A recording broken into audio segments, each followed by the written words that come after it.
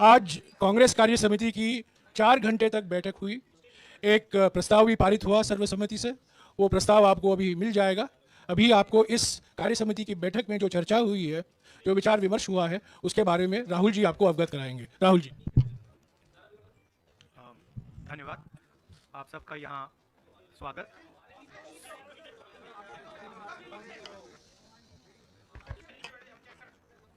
आ रही है? बेटर। आप सबका यहाँ स्वागत। जैसे जयराम रमेश जी ने कहा, 4 घंटे हमारी कास्ट सेंसस पे चर्चा हुई, डिस्कशन हुआ और एक ऐतिहासिक निर्णय कांग्रेस वर्किंग कमेटी ने लिया है और यूनानिमसली लिया है। मगर मतलब कमरे में कोई ऐसा व्यक्ति नहीं था जिसने अपना पूरा सपोर्ट कास्ट सेंसस का जो कॉन्सेप्ट है उसको नहीं दिया। तो काफ़ी खुशी की बात है।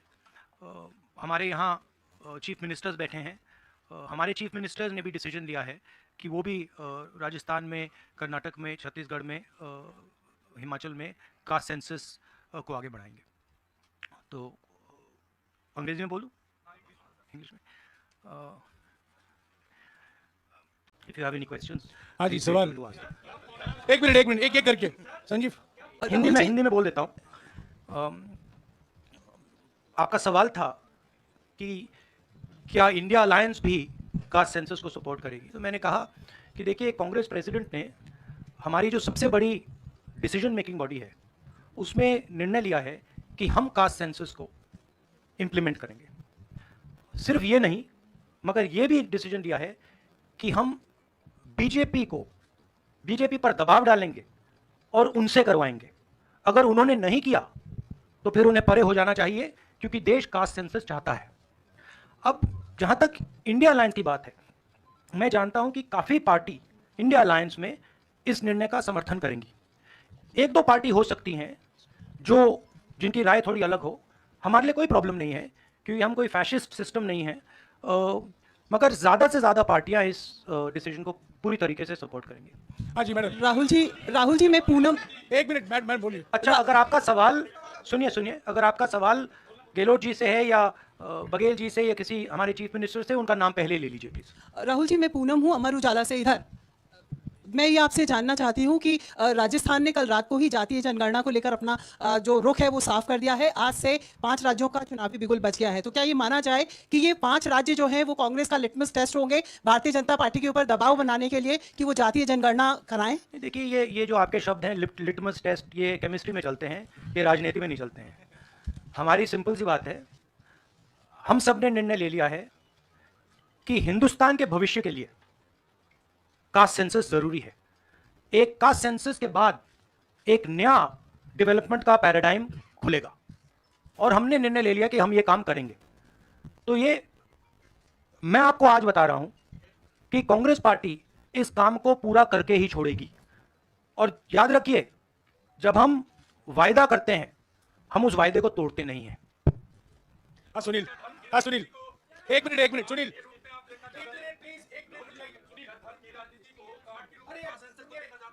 देखिए नहीं, मैं इसका जवाब देता हूं। देखिए, ये कास्ट और धर्म की बात नहीं है, ये गरीबी की बात है।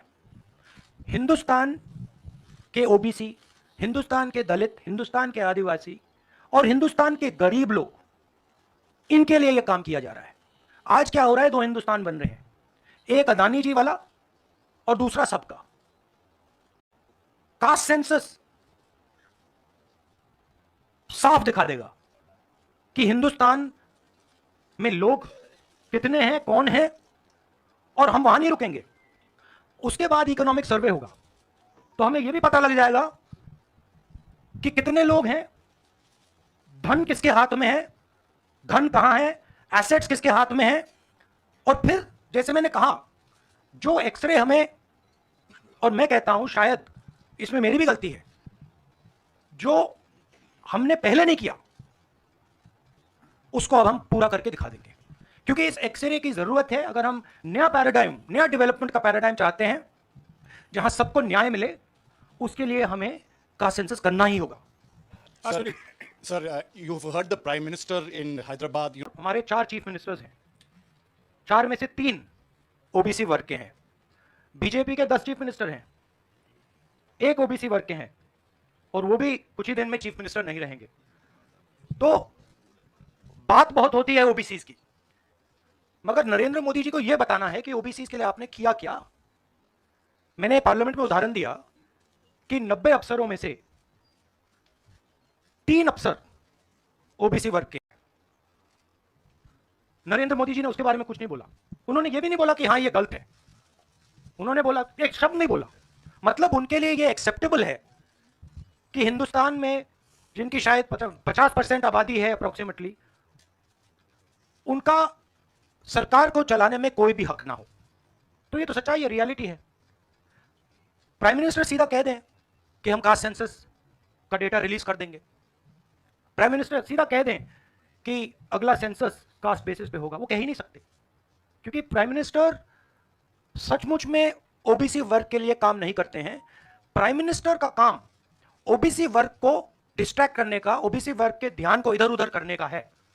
तो सच्चाई है कि ओबीसी वर्ग, दलित वर्ग, आदिवासी वर्ग को कितनी भागीदारी मिल रही है, उससे डिस्ट्रैक्ट करने का पूरा सिस्टम बना रखा है आरएसएस ने और नरेंद्र मोदी जी। और नरेंद्र मोदी जी उनके मेन इंस्ट्रूमेंट है, मतलब सेंट्रल औजार है। उनका यही काम है कि भैया ओबीसी की भागीदारी ना हो, ध्यान इधर उधर जाता जाए। हाँ संजय।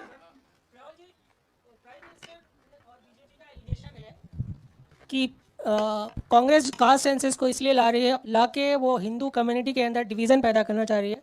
और ये राजस्थान में उन्होंने रैली में ये बात कही कि ये कास्ट सेंसस का मतलब कांग्रेस का एडवोकेसी का, राहुल गांधी का एडवोकेसी का यही लक्ष्य है। हमारा लक्ष्य, जैसे मैंने कहा, हमारा लक्ष्य है कि एक्सरे होना चाहिए।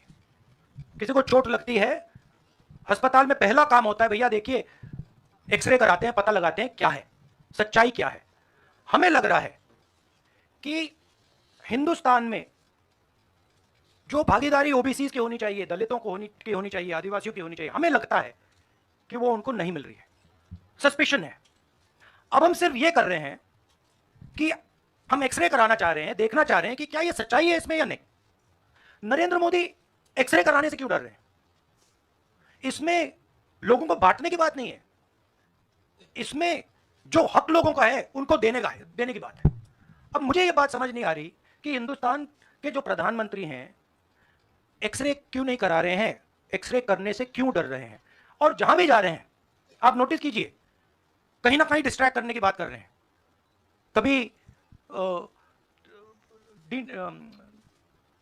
डिलिमिटेशन की बात कर रहे हैं, कभी कुछ और बात कर रहे हैं, कभी साउथ इंडिया की बात कर रहे हैं। मगर एक भाषण में नरेंद्र मोदी जी ने यह नहीं कहा कि देखिए जो राहुल गांधी ने कहा है 90 अफसर जो हिंदुस्तान को चलाते हैं उसमें से 3 लोग सिर्फ ओबीसी वर्ग के हैं। यह सच्चाई है, यह सच्चाई बीजेपी ने एक्सेप्ट की है। और उनको सिर्फ 5% बजट पर कंट्रोल है। यह प्रधानमंत्री अपने भाषण में नहीं बोल पा रहे हैं। क्यों? क्योंकि उनका लक्ष्य कुछ और है। उनका लक्ष्य डिस्ट्रैक्शन का है। और आप देखना, डिस्ट्रैक्शन करने के बहुत और तरीके निकालेंगे आने वाले समय में। एक के बाद एक डिस्ट्रैक्शन करने के तरीके दिखेंगे आपको।